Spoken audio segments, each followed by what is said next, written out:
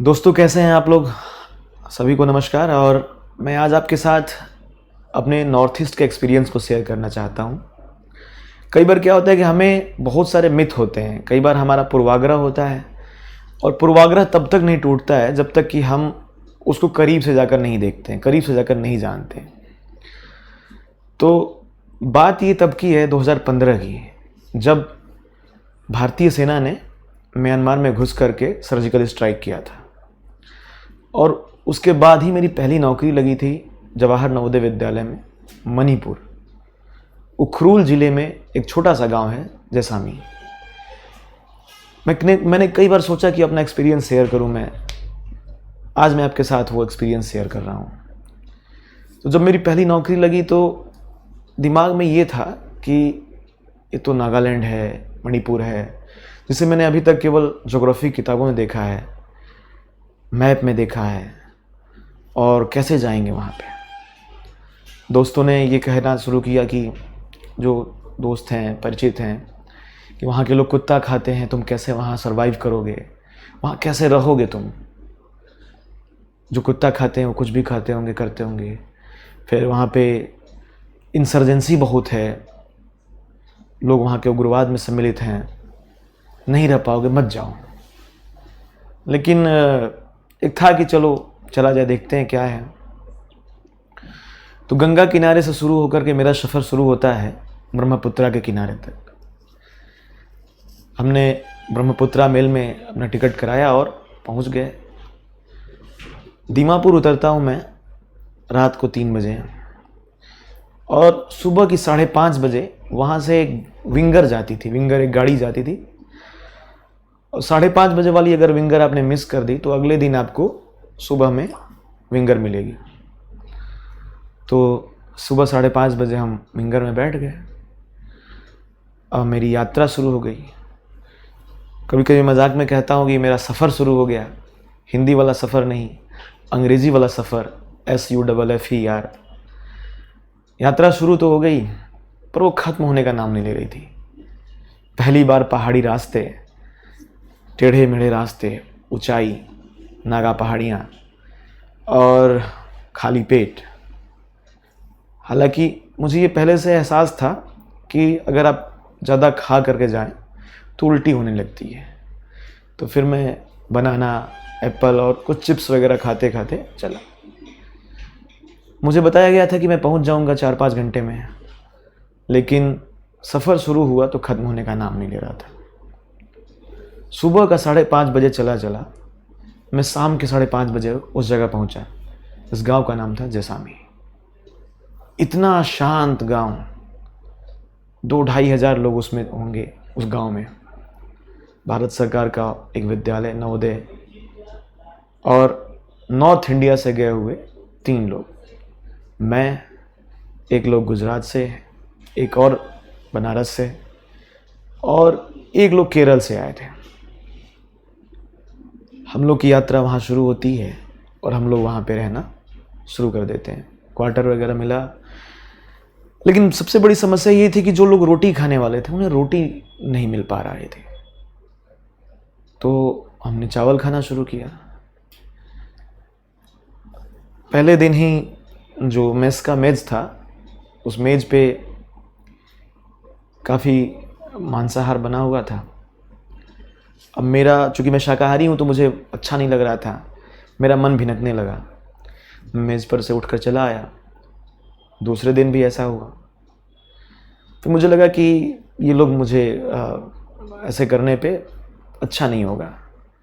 फिर मैं चुपचाप बैठ करके उस मेज़ पर केवल देखता रहता था लोग खाते हुए, और खाना अपने रूम में लाकर खाता था।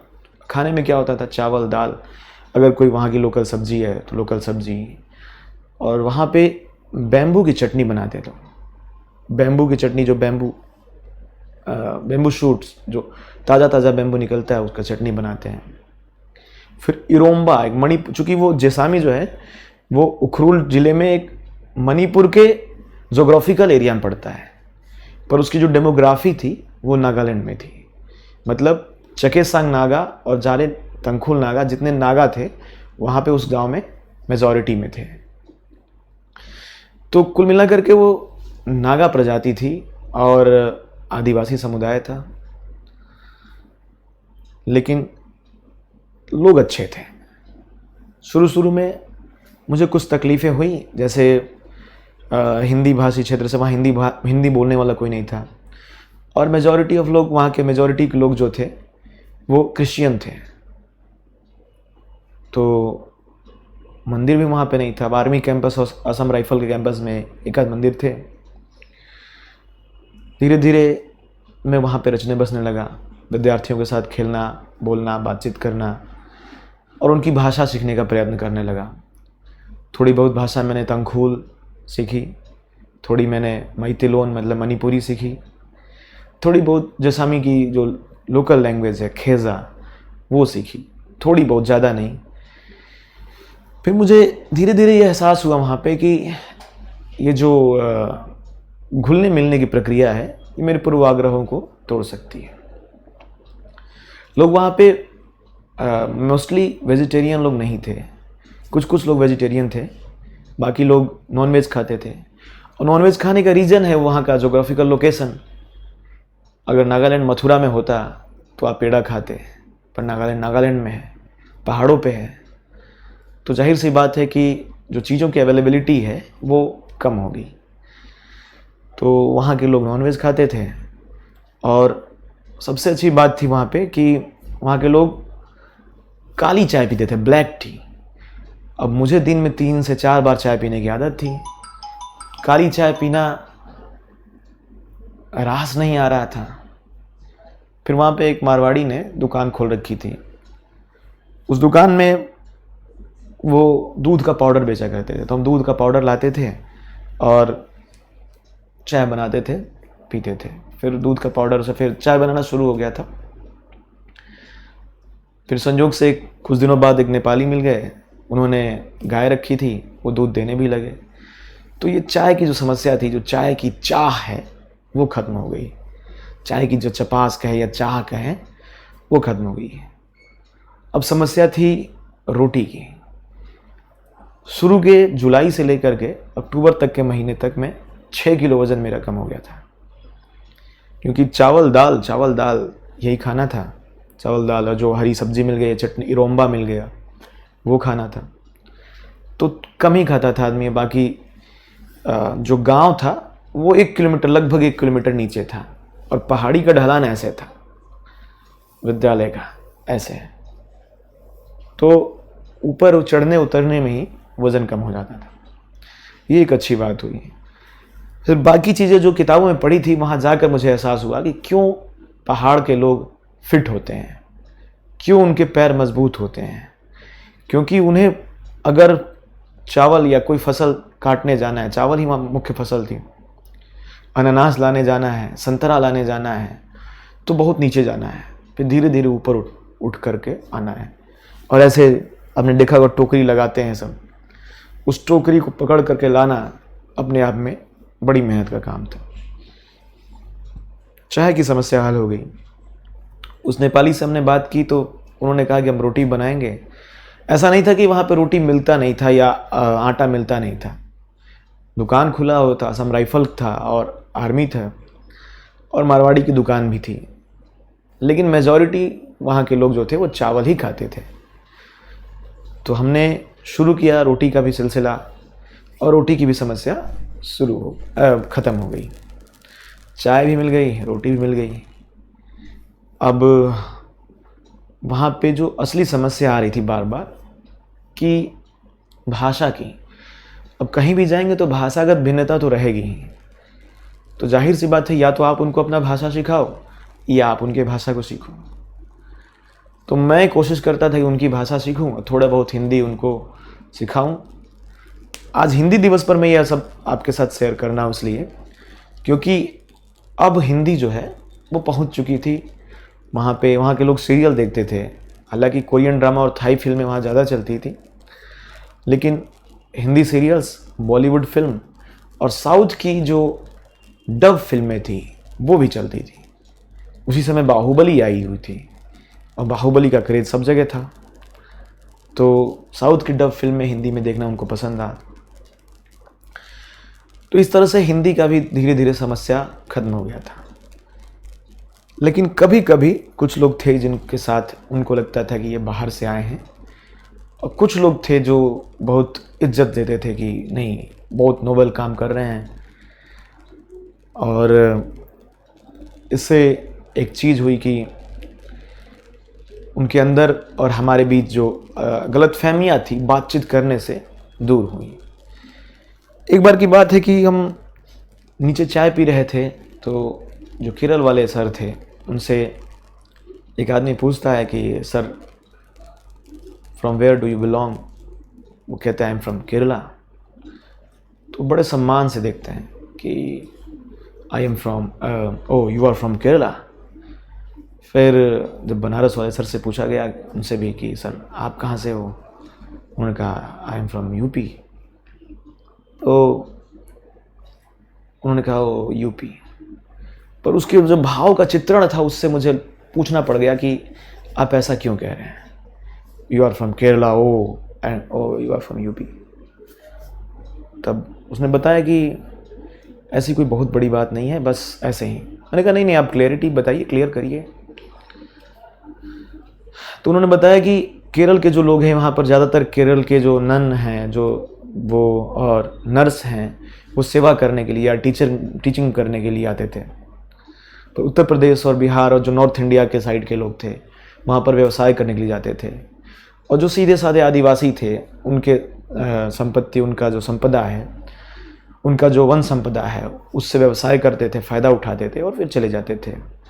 फिर एक बात उसने कही कि यहाँ पे जो मातृसत्तात्मक परिवार है, तो यहाँ की लड़कियों से शादी करते थे और फिर उन्हें छोड़ करके बाद में चले जाते थे जब वो कमा लेते थे काफ़ी। तो वो अपने अनुभव से कह रहा होगा, केवल एक व्यक्ति की ये कहानी है जो उसने अपना अनुभव कहा। फिर मुझे ये लगा कि एक व्यक्ति अगर कहीं एक राज्य से दूसरे राज्य पर जा रहा है, एक देश से दूसरे देश में जा रहा है, तो केवल एक व्यक्ति नहीं होता है, उस राज्य का, उस देश का प्रतिनिधि होता है कि वो कैसी छाप वहाँ पे छोड़ रहा है। उसके बाद से जो मेरे भीतर जो एक बात आई कि मुझे एक काम करना है कि इन लोगों के मन में जो पूर्वाग्रह है वो ख़त्म करना है। और धीरे धीरे हमने पूरे गांव से मतलब एक अच्छा संबंध स्थापित किया, एक कॉर्डियल रिलेशन। संबंध इतने अच्छे हो गए थे कि मैं चर्च जाने लगा था, हमारे साथ के लोग चर्च जाने लगे थे, और कोई भी फंक्शन होता था तो वो लोग बुलाते थे। फिर उनके मन में भी ये आ गया कि नहीं, ये लोग अच्छे हैं।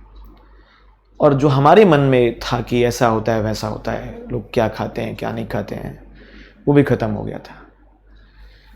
अब एक चीज़ जो बार बार बढ़ती है कि लोग वहाँ के कुत्ता खाते हैं। अब देखिए, इस बात को मैं डिनाई नहीं करता हूँ कि वो कुत्ता नहीं खाते हैं, लेकिन सभी लोग नहीं खाते हैं। कुछ लोग खाते हैं, कुछ लोग नहीं खाते हैं। वहाँ पर एक बार एक बच्चे से मैंने पूछा कि आप कौन कौन सा मतलब नॉन वेज में खाए हो, तो उसने कहा सर लगभग जो भी एडिबल्स हैं उन सभी जानवरों को हमने खाया है। बात यह है कि वहाँ की जो ज्योग्राफी है वो उनको मजबूर करती है। उस समय जब अवेलेबिलिटी नहीं थी, क्यों आदिवासी कहा जाए, तो फिर उनको वो खाना पड़ा। लेकिन अब ऐसा बिल्कुल नहीं है।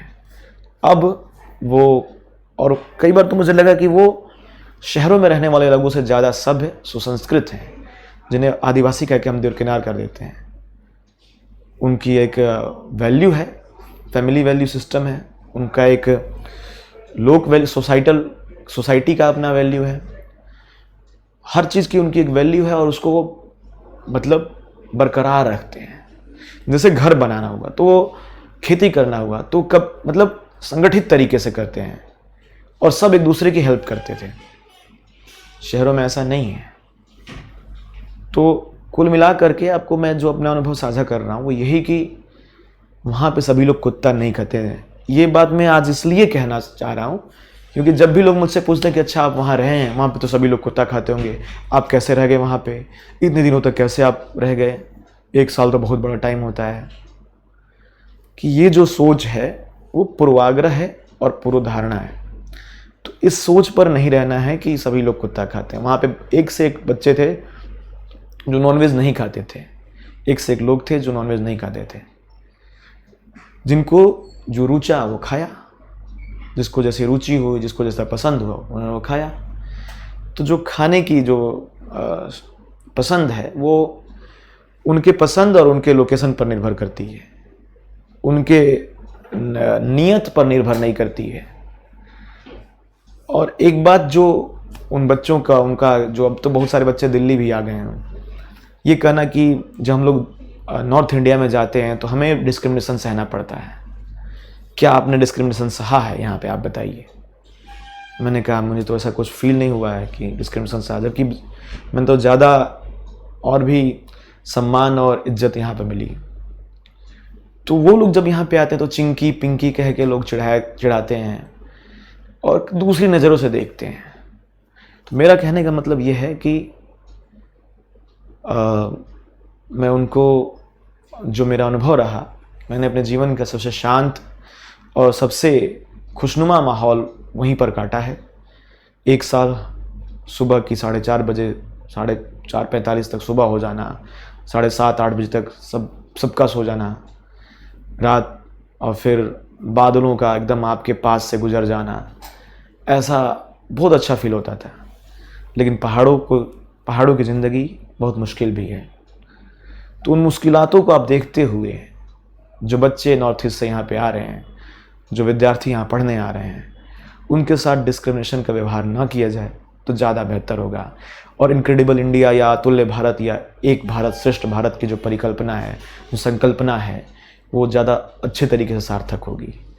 किसी भी चीज़ को अगर आप उसके करीब जाकर देखेंगे तो आपको ज़्यादा महसूस होगा, ज़्यादा अच्छा लगेगा। फिर मैंने केवल मिज़ोरम और त्रिपुरा छोड़ करके लगभग नॉर्थ ईस्ट के सारे स्टेट्स घूमे और मुझे ऐसी कोई जगह नहीं मिली जहाँ पर मुझे डिस्क्रिमिनेशन फील हुआ हो। एक आध जगह जो अच्छे अनुभव नहीं हुए तो वो अलग है, ऐसा होता है। लेकिन जो जनरल तरीके से डिस्क्रिमिनेशन हो या फिर अलग तरीके से व्यवहार किया जाए, ऐसा मैंने कभी फील नहीं किया और मेरे साथी जो वहाँ पे हैं उन्होंने भी फील नहीं किया। इवन जो ट्रांसफ़र होकर के दूसरी जगह आ गए हैं वो उस समय को, उस गोल्डन पीरियड को याद करते हैं कि वहाँ पे समय अच्छा था। तो दोस्तों, आपसे मेरे अनुभव अगर आपको अच्छा लगा तो जब भी आपको फुर्सत मिले तो आप नॉर्थ ईस्ट जाइए, घूमिए फिरिए और अपने मन के भीतर के पूर्वाग्रहों को दूर करिए। नॉर्थ ईस्ट में मैं अगली बार आपको असम और शिलोंग का अनुभव साझा करूँगा। अभी तक नागालैंड का अनुभव ही सही रहेगा। एक चीज़ का बहुत क्लियर करना चाहूँगा कि सभी लोग कुत्ता नहीं खाते हैं, ठीक है? सभी लोग नॉन वेजिटेरियन नहीं हैं। अधिकांश लोग हैं पर सभी लोग नहीं हैं। और दूसरी बात कि वो चाइनीज़ नहीं है, वो दूसरे देश के नहीं हैं। बहुत सारे लोग कह देते हैं ऐसा कि चाइनीज़ की तरह जो दिखते हैं वो दिखते अलग हैं पर हैं हम ही में से, हमारे जैसे। तो बस आपसे यही अपील है, आप देखिए, जाइए, घूमिए और एक भारत को समृद्ध बनाने में अपना योगदान दीजिए।